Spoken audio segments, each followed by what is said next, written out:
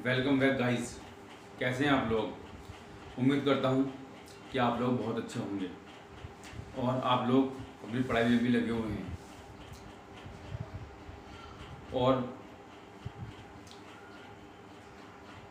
आप लोगों की काफ़ी मेरे पास व्हाट्सएप आ रहे हैं, मैं उस पर लगा हुआ हूँ आपके लिए। जो टॉपिक्स हैं आपके, कुछ एक बात आई थी मेरे सामने कि 1857 के विद्रोह के बारे में कुछ ऐसे पॉइंट्स बताइए जो ये आम बुक्स में नहीं मिल पाते हैं।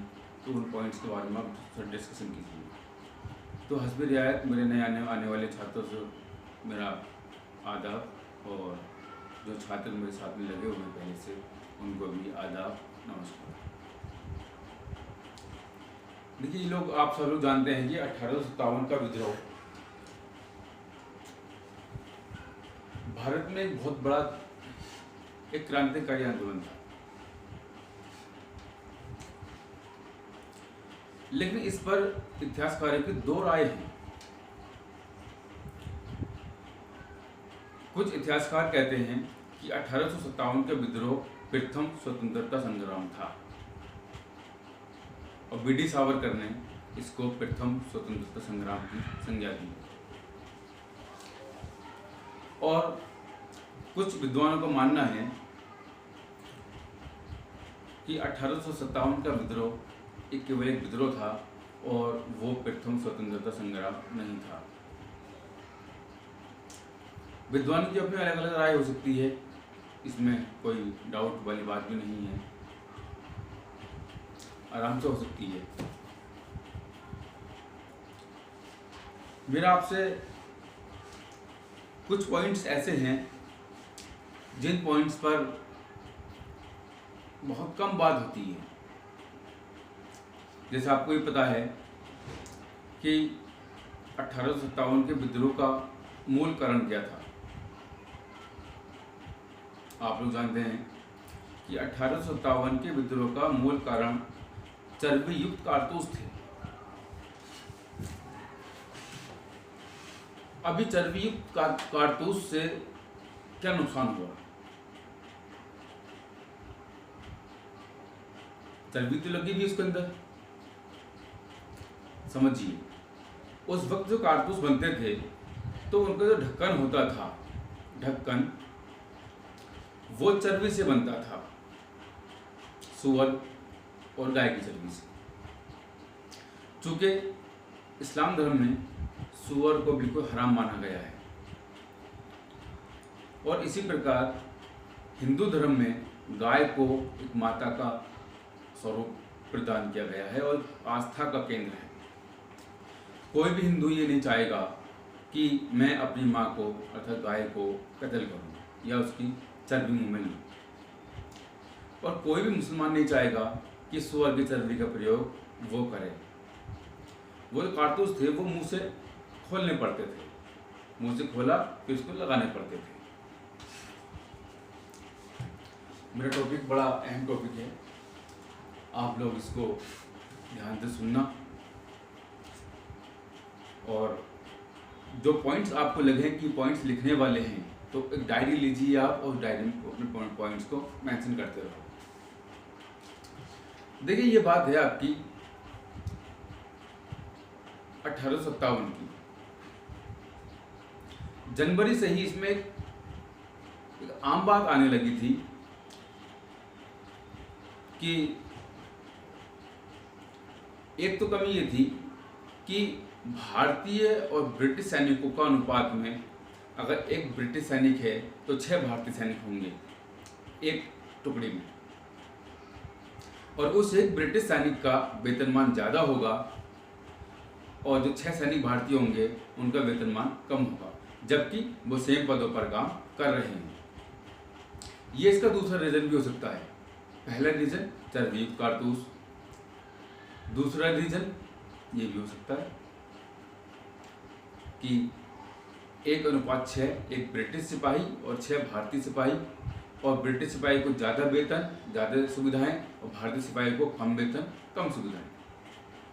ये भी एक इसका रीज़न हो सकता है।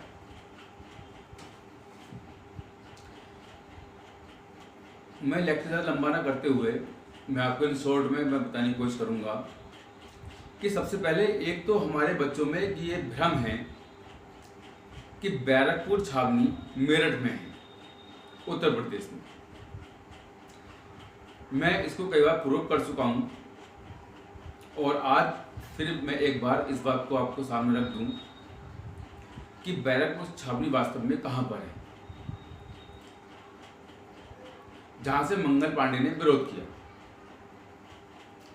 बैरकपुर छावनी वेस्ट बंगाल में कोलकाता से 16 किलोमीटर दूर है आज भी, और उससे पहले भी Kolkata say that time Calcutta या कलकत्ता से 16 किलोमीटर दूर आपका बैरकपुर छावनी है, वेस्ट बंगाल। उस समय संपूर्ण बंगाल का वो लगता था डिवाइडेशन से पहले। मंगल पांडे की थोड़ी सी मैं आपको एक बात और बता दूं। मंगल पांडे के संबंध कैप्टन बाग और कैप्टन ह्यूसन से बहुत अच्छे थे। कैप्टन बाग और कैप्टन ह्यूसन, जब मंगल पांडे को ये पता लगा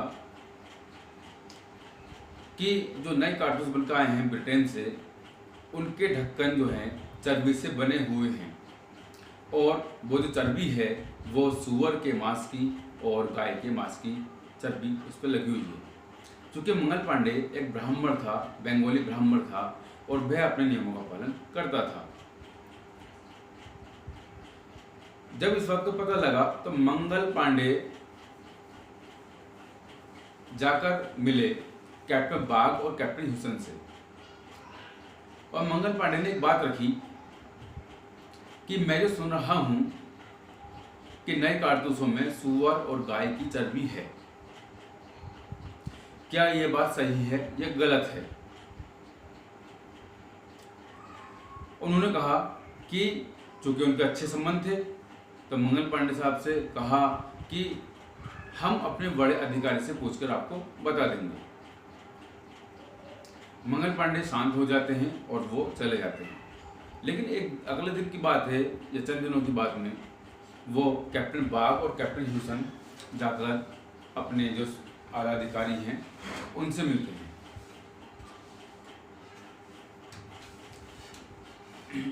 और वो इस सवाल को रखते हैं कि क्या ये जो नए कारतूस आए हैं इसमें सूअर की चर्बी और गाय की चर्बी का प्रयोग करा गया है। अधिकारी झूठ बोल देता है और कहता है कि ऐसा बिल्कुल नहीं है। लेकिन उधर मंगल पांडे बड़ा बेचैन था कि शहीद है हमारा, हमेशा याद रखेंगे मंगल पांडे। उन्होंने क्या करा, उन्होंने उस कारतूस के ढक्कन को किसी दूसरी चीज से खोला और उसको एक अंगारों पर रख दिया कि अगर ही चर्बी होगी तो उसकी स्मेल अलग ही होती है, चर्बी नहीं होगी प्लास्टिक होगी तो उसकी स्मेल अलग होगी। जैसे ही रखा तो वो सिकुड़ी और वो पिघल गई, उसमें बदबू आने लगी चर्बी वाली। उधर कैप्टन बाग और कैप्टन ह्यूसन ने कहा मंगल पांडे से कि इसमें ऐसा कोई भी चर्बी नहीं मिलाई गई है जिससे किसी की आस्था को ठेस पहुंचे। लेकिन जब मंगल पांडे ने इस पर रिसर्च किया और पाया कि चर्बी है तो मंगल पांडे खुद को नहीं संभाल पाए और मंगल पांडे जाकर कैप्टन बाग और ह्यूसन से मिले और उन्होंने दोनों को मार दिया, उनका वध कर दिया। ये बात है आपकी 29 मार्च 1857। ये पॉइंट आप नोट करना, 29 मार्च 1857। जो कि मंगल पांडे ने बड़ा विरोध किया था, बड़ा विरोध था ये, और धार्मिक आस्था पर चोट मारी गई थी। मंगल पांडे ने भागने की कोशिश नहीं की, मंगल पांडे ने अपनी गिरफ्तारी दे दी और मंगल पांडे पर लाइक एक tribunal, like session court, like fast track court के द्वारा उस पर मुकदमा चला। और चंद ही दिनों में 8 अप्रैल 1857 को जितने भारतीय सैनिक थे ब्रिटिश ईस्ट इंडिया कंपनी में, उनके सामने एक पेड़ पर मंगल पांडे को फांसी दे दी गई। मंगल पांडे की रेजिमेंट का नाम था 34 BNI रेजिमेंट, बैरकपुर छावनी, बंगाल। दोबारा रिपीट कर देता हूँ, 34 BNI रेजिमेंट, बैरकपुर छावनी, कलकत्ता, बंगाल या बंगाल या आज का पश्चिम बंगाल। इतनी बात तो आप लोग सभी जानते ही हैं। अब वहां पर क्या हो रहा था, जो भारतीय सैनिक थे ब्रिटिश ईस्ट इंडिया कंपनी में, अब उनको लगने लगा सैनिकों को कि जिस तरह आज मंगल पांडे को शहीद किया गया है, और अगर हम हक के लिए हमको संघर्ष करते हैं ब्रिटिश से, तो कल को हमारा भी इसी प्रकार से बहिष्कार होगा और हमें भी जो है डेथ पेनल्टी मिलेगी। उनके दिल में जो है रोष उत्पन्न होता चला गया कि हम इसका बदला किस तरह से लें, ब्रिटिश गवर्नमेंट से किस तरह से हम बात करें।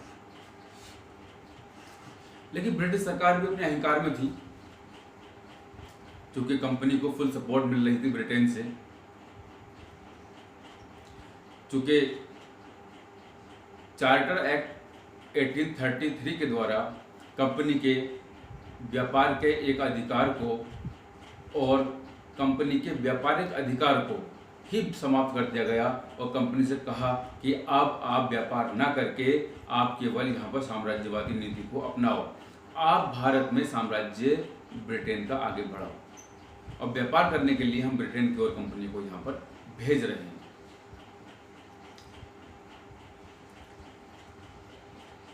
ठीक है साहब। उसके बाद हमारे सैनिकों में, चाहे वो बंगाल में हो, यूपी में हो या मुंबई में हो, उनमें एक अजीब सा रोष फैलने लगा, दर्द उनके जो है चेहरे पर दिखाई देने लगा। ड्यूटी तो वो कर रहे थे, लेकिन उनके चेहरे पर एक दर्द था, क्योंकि उनका एक अपने परिवार का मेंबर था। इसी पर उन सैनिकों की एक रणनीति बनी कि हम 30 मई 1857 30 मई 1857 को हम एक साथ में विद्रोह करेंगे। लेकिन मेरठ में 34 BNI रेजिमेंट मेरठ उत्तर प्रदेश के सैनिकों से ये बात बर्दाश्त नहीं हो पाई, और उन्होंने एक जो प्लान बना हुआ था, उस प्लान से 20 दिन पहले अर्थात 10 मई 1857 को उन्होंने मेरठ से विद्रोह कर दिया। और कदम सिंह ने वहां अपना नेतृत्व प्रदान किया। 10 मई को विद्रोह किया और उन्होंने संपूर्ण मेरठ को अपने कब्जे में ले लिया, और उनकी पैदल टुकड़ी रात भर सफर करती रही, और जब वो 11 मई यानी नेक्स्ट डे को 11 मई 1857 को उन्होंने दिल्ली पर अधिकार कर लिया। और बहादुर शाह जफर, जिनका निकनेम है जफर, बहादुर शाह सेकंड या बहादुर शाह जफर, उनको भारत का सम्राट घोषित कर दिया।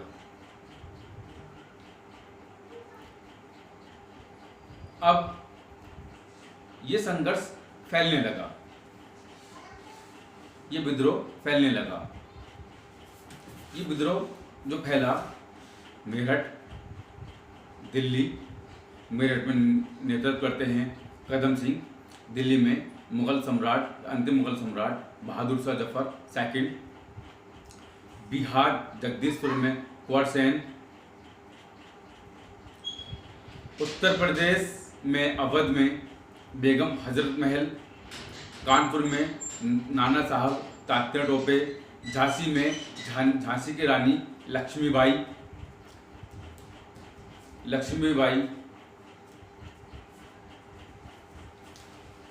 रोहेलखंड में खान बहादुर खान, जिनका मकबरा, अगर आप मुरादाबाद टू बरेली जाएंगे, आप मुरादाबाद से बरेली जाएंगे, आप बाई बस जाएंगे, तो मीरगंज एक कस्बा पड़ता है मुरादाबाद से लगभग 60 किलोमीटर बरेली एरिया में, मीरगंज को जो आप पास करेंगे तो वहाँ पर जाते समय, मुरादाबाद से जाते समय राइट हैंड पर खान बहादुर खान का मकबरा आज भी मौजूद है। अभी तो कोरोना टाइम चल रहा है, मुझे मौका मिला तो मैं आपको वहाँ पर इस YouTube चैनल के माध्यम से वहाँ लेकर जाऊँगा। और मुरादाबाद का नेतृत्व मज्जू खां, जो मुरादाबाद मंडल के एक जमींदार थे, या उनको आप एक नवाब भी थे वो मुरादाबाद के। उस समय मुरादाबाद रामपुर से सीमा से अलग हटकर आपका मुरादाबाद शहर हो, देहात हो, संभल हो, आपका अमरोहा हो, बहजोई हो, ये सब आपका मुरादाबाद के ही एरिया थे। इसके नवाब थे नवाब मज्जू खां। नवाब मज्जू खां से भी ब्रिटिश ने बात रखी कि अगर आप हमारी बात मान लेते हैं तो हम आपको एक बड़ा पद देंगे, एक नवाब बना देंगे, लाइक रामपुर के नवाब की तरह। हम आपको आपकी मनपसंद दौलत देंगे, मनपसंद आपको पावर देंगे। लेकिन मज्जू खां और उनके साथियों ने मानने से इनकार कर दिया। मज्जू खां और उनके साथियों ने कहा कि हमें मरना पसंद है, बशर्ते अपने देश के साथ हम गद्दारी नहीं कर सकते। बहुत कम लोग जानते हैं इस बात को कि हमारे मुरादाबाद में भी ये आंदोलन हुआ और मज्जू खां और उनके साथियों के नेतृत्व में हुआ। और सबसे खुशी की बात यह है कि उसमें कोई धर्म विशेष आगे नहीं था, सभी धर्मों के लोगों ने समान रूप से साथ दिया। मज्जू खां का मकबरा मुरादाबाद में थाना दल सईद के पास कब्रिस्तान में मौजूद है, जिस पर काफ़ी हद तक 1857 के विद्रोह के बारे में लिखा गया है। मैं एक छोटे से ब्रेक लूँगा और ब्रेक के बाद आपसे ज़रा मिलता हूँ, और फिर मुझे आपसे कुछ और बात करनी है। कुछ लंबी बात होगी, लेकिन मुझे उम्मीद है कि आप मेरी बात को सुनेंगे। आई होप आप सुनेंगे।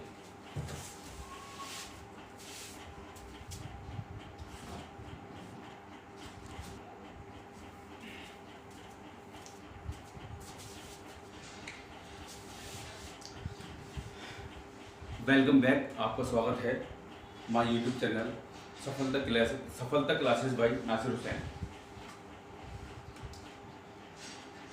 कुछ प्यास का सा मौसम हो गया था, पानी की ज़रूरत थी, पानी मैं लेकर आया और पिया। फिर मैं आपके साथ में मुखातिब हूँ क्योंकि मुझे अब बहुत ज़रूरी है आपसे रूबरू होना, क्योंकि ये मेरा खुद की प्रतिज्ञा है कि मैं अपने मुराद मंडल से और तमाम स्टूडेंट जो सिविल सर्विस की तैयारी में लगे हुए हैं, मुझे उनके साथ कदम से कदम मिलाकर मुझे साथ चलना है और उनको उनकी मंजिल तक पहुंचाना है। इसमें हमारी बात चल रही थी मुरादाबाद की, तो मुरादाबाद में मज्जू खां ने और उनके साथियों ने अपना बहुत बड़ा बलिदान दिया।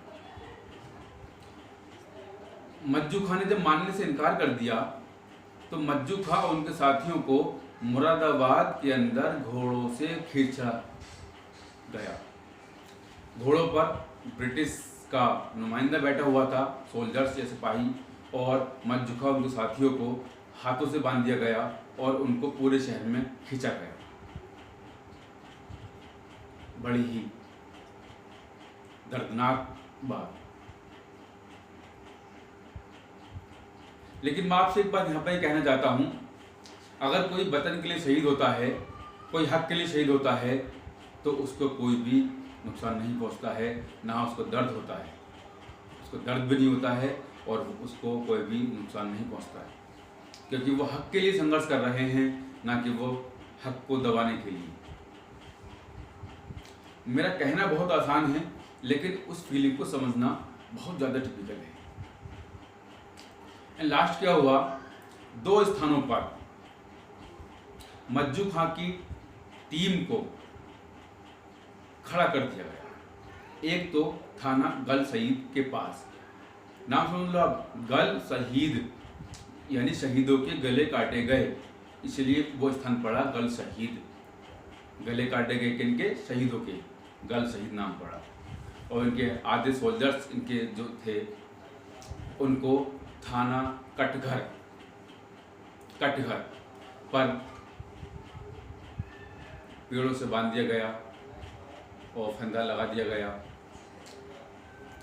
और हाथ पीछे ये बंधे हुए थे इस तरह से, लेकिन उनके चेहरे पे कोई शिकम भी नहीं था हमारे आंदोलनकारियों को। थाना गल शहीद पर खड़े करके उनकी बारी बारी से गर्दन काट दी गई और थाना कटघर पर भी बारी बारी से उनकी गर्दन को काट दिया गया। ऐसे होते हैं वतन के रखवाले। बहुत लोग आवाज़ बुलंद करते हैं कि हम ये हैं, हम वो हैं, लेकिन जब हम रियलिटी पढ़ते हैं तो हमें पता लगता है कि हम मुरादाबाद शहर से भी हमें फ्रीडम फाइटर थे। मुझे खुशी होती है इस बात की, चूँकि आई बिलोंग मुरादाबाद, मैं मुरादाबाद से बिलोंग करता हूँ और मैंने काफ़ी रिसर्च करा यहाँ तक पहुँचने के लिए। क्योंकि जब मैं पढ़ता था अलग अलग का, अवध का, झांसी का, रोहिलखंड का, आपका बिहार जगदीशपुर का, कानपुर का, तो मेरे दिल में ये बात रहती थी कि क्या हमारे देश में और हमारे शहर में मुरादाबाद में भी क्या ऐसा कोई व्यक्ति था, ऐसे व्यक्ति थे जिन्होंने 1857 के विद्रोह में देश के लिए अपनी जान में कुर्बान कर दिया। ये मुख्तसर सी बात मैंने बताई आपको मज्जू खां पर और उनके साथी को। अब मैं आपको वो शहर बता दूं जहां पर बड़े स्तर पर विद्रोह हुए। फिर उन विद्रोह का कारण तो आप जानते ही हैं, दबा दिए गए और ब्रिटिश हुकूमत यहाँ पर कायम हुई। लेकिन कुछ बिंदु ऐसे हैं जिन पर मैं आपकी नज़र डालना चाहता हूँ। सबसे बड़ा विद्रोह हुआ दिल्ली, कानपुर, आपका मेरठ, आपका कलकत्ता, और आने वाले वक्त में जब आगे बढ़ेंगे हम तो 1905 में लॉर्ड कर्जन के द्वारा कलकत्ता का विभाजन भी किया जाएगा, मुस्लिम बहुल और हिंदू बहुल के रूप में। लेकिन पहले मैं आपको इसके बारे में थोड़ा सा और बता दूं। इसमें जो मुख्य शहर थे हमारे पास, मेरठ, रुड़की, मुरादाबाद, मुजफ्फरनगर, इटावा, अलीगढ़, मथुरा, आगरा, मैनपुरी, बरेली, बदायूं, बुलंदशहर, ये इधर के शहर थे। इसके अलावा इलाहाबाद, जिसका वर्तमान नाम है प्रयागराज, जगदीशपुर, बिहार। दिल्ली को लीड कर रहे थे बहादुर शाह जफर, कानपुर को लीड कर रहे थे नाना साहब, लखनऊ को लीड कर रही थी बेगम हजरत महल और बिरजिस कादिर। ग्वालियर को लीड कर रही थी झांसी की रानी लक्ष्मीबाई और तात्या टोपे। फैजाबाद में मोहम्मद अहमदुल्ला, और मोहम्मद अहमदुल्ला वो एक मौलवी हैं जिनके ऊपर 1857 के विद्रोह में 50,000 रुपये का जुर्माना या उनको पकड़वाने के लिए इनाम रखा गया कि जो भी व्यक्ति मौलवी अहमदुल्ला को पकड़कर हमें देगा या उसकी जासूसी करेगा हमारे लिए, तो उस व्यक्ति को 50,000 रुपये का इनाम मिलेगा। देखिए कितना खौफ था अंग्रेजों को हमसे कि एक व्यक्ति पर 50,000 रुपये का इनाम रखा गया था। उस समय जब भारत में 1 आना, 2 आना, 3 आना, 4 आना, 5 आना हुआ करते थे। कितनी बड़ी राशि होगी आजकल ऊपर।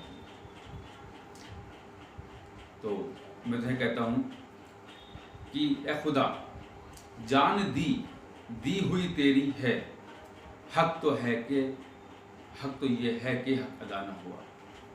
ए खुदा, जान दी हुई तेरी है, हक तो है कि हक अदा ना हुआ।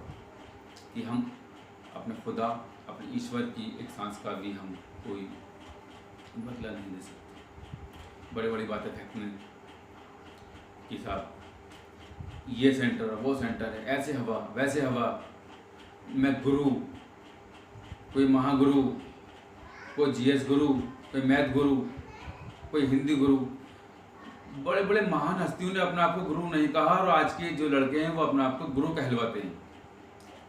अगर मैं आपके सामने बैठकर ये लेक्चर दे भी रहा हूं तो मैं कोई टीचर नहीं हूं, मैं भी आप ही की तरह एक तालिब इल्म हूं, एक स्टूडेंट हूं, एक तालिब इल्म हूं, एक स्टूडेंट हूं। और ता आखिर तक, जब तक मेरे अंदर ज़िंदगी बाकी है, मैं हमेशा एक स्टूडेंट ही बना रहूँगा। अगर कोई मुझसे कहता है कि आप प्रोफेसर हो, लेक्चरर हो, आप टीचर हो, तो मैं अपने फील्ड में ज़ीरो, नासिर is zero in our field, हर माई फील्ड या उसकी फील्ड में ज़ीरो। बस मैं पढ़ता हूँ, अपने एक्सपर्ट से मशवरा करता हूँ और आप लोगों के सामने आता हूँ। अब इसके कुछ बिंदु मैं आपको बोल रहा हूँ, इन बिंदु को आप अपनी कॉपी में नोट करना ताकि आपको समझ में आ जाए। पहला रीज़न क्या था? चर्बी युक्त कारतूसों का प्रयोग जो हिंदू और मुस्लिम आस्था के विरुद्ध था। दूसरा रीज़न था कम सुविधाएं, कम वेतनमान का मिलना, कम छुट्टियों का मिलना, और वही सुविधाएं ब्रिटिश सैनिक को ज़्यादा मिलती थी।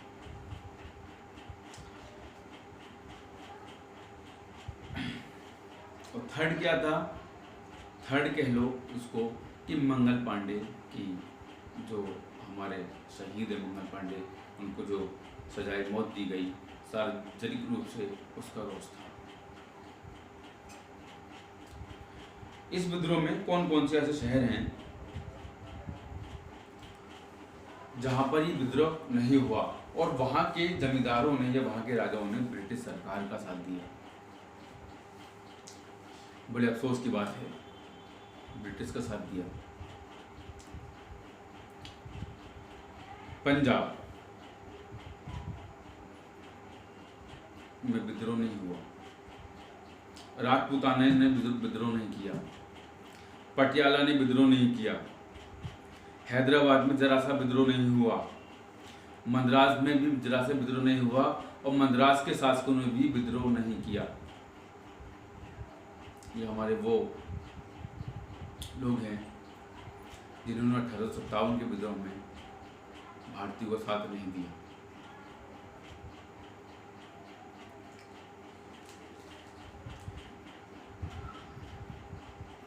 बल्कि तात्या टोपे, जिनका वास्तविक नाम था रामचंद्र पांडुरंग, को मारवाड़ के देशद्रोही राजा मान सिंह की मुखबरी के कारण अंग्रेजों ने गिरफ्तार किया और उन्हें फांसी की सजा दी गई। यहाँ पर वो शेर में चलता है कि हमें तो अपनों ने लूटा, गैरों में कहाँ दम था, और मेरी किश्ती वहाँ डूबी जहाँ पानी कम था। मेवाड़ का राजा है मान सिंह, 1857 का समय है, वो मुखबरी करता है और तात्या टोपे को गिरफ्तार कराता है और तात्या टोपे को फांसी दे दी जाती है।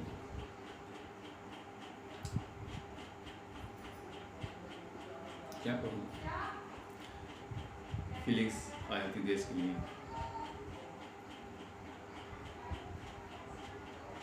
ये भी एक कारण था कि इन लोगों ने हमारा साथ नहीं दिया। इसके अलावा जितने भी लोग इस विद्रोह में शामिल हुए, इसको लड़ा, उनमें हम की भावना ना होकर मैं की भावना थी। अगर मज्जू खान लड़ रहे हैं तो अपने क्षेत्र के लिए, खान बहादुर खान लड़ रहे हैं तो वे अपने क्षेत्र के लिए, बरेली के लिए या रोहिलखंड के लिए, लियाकत अली अगर संघर्ष कर रहे हैं तो वो प्रयागराज या इलाहाबाद के लिए, अगर कुंवर सिंह लड़ रहे हैं तो वो जगदीशपुर के लिए, हमारी मर्दानी झांसी की रानी वो लड़ रही हैं झांसी के लिए। अगर ये टाइम पर होता, 30 मई को होता, तो शायद इसको हम जीत सकते थे। समय से पहले होना प्री प्लान नहीं थे। हमने जो है 20 दिन पहले ही विद्रोह कर दिया मेरठ से 20 VINI रेजिमेंट से, और हम असफल रहे। इस विद्रोह का जो लीड किया था ब्रिटिश अधिकारी ने, वो था British governor general Lord Canning.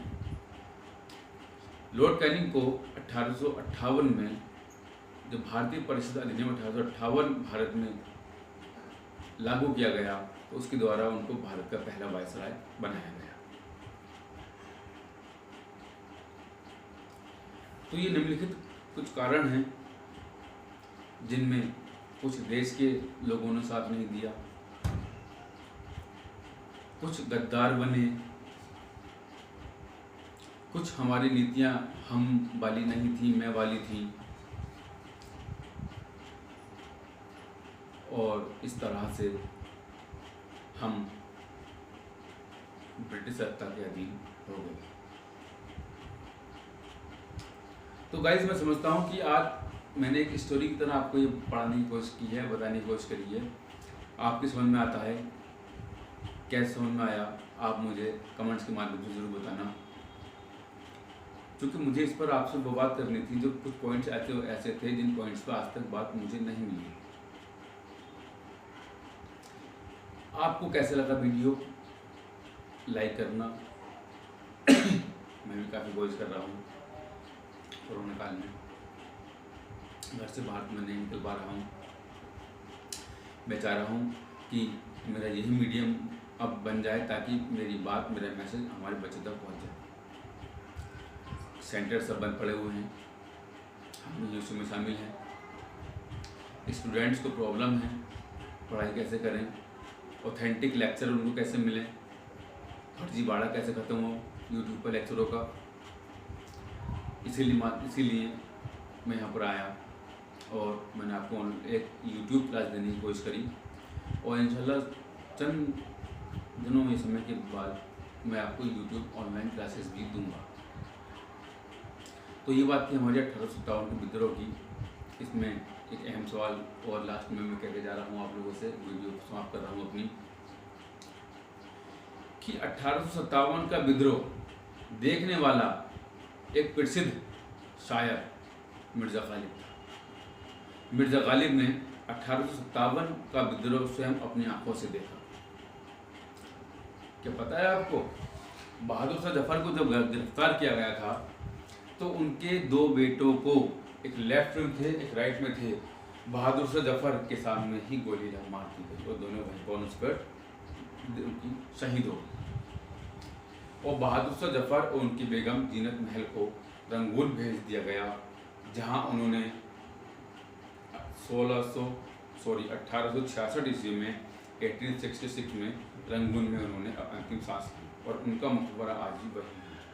3 ऐसे मुगल शासक हैं जिनका मकबरा भारत में नहीं है, जबकि उन्होंने रूल भारत पर किया।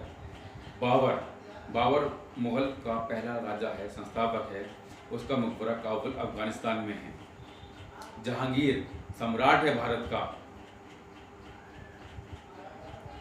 शेखू बाबा भी कहता था इसको अकबर। न्याय प्रिय राजा था, चित्रकारी के लिए महारत रखता था, उसका मकबरा शहादरा लाहौर में है। और लास्ट या तीसरे बहादुर शाह जफर सेकंड, जिनका मकबरा रंगून में है। वर्तमान नाम यंगून, देश का नाम बर्मा, वर्तमान नाम म्यांमार। तो दोस्तों, आज का ये वीडियो क्लिप आपको कैसी लगी मुझे आप ज़रूर बताना, और कहीं पर कोई बात समझ में ना आई हो तो मुझसे आप उसके लिए डिस्कशन भी कर लेना। इसलिए अब मैं अपनी वीडियो समाप्त करता हूँ। अब मैं अपनी नेक्स्ट वीडियो तैयारी में भी लगूंगा और वो आपको देनी है। तो मैं आपको कहता हूँ, जय हिंद, जय भारत। हमेशा आगे बढ़ो, सबका सम्मान करो, देश की सेवा करो, माँ बाप की सेवा करो। बस यही मेरा आपसे कहना है कि इस देश के लिए अपना कतरा कतरा निछावर करो। जय हिंद, जय भारत।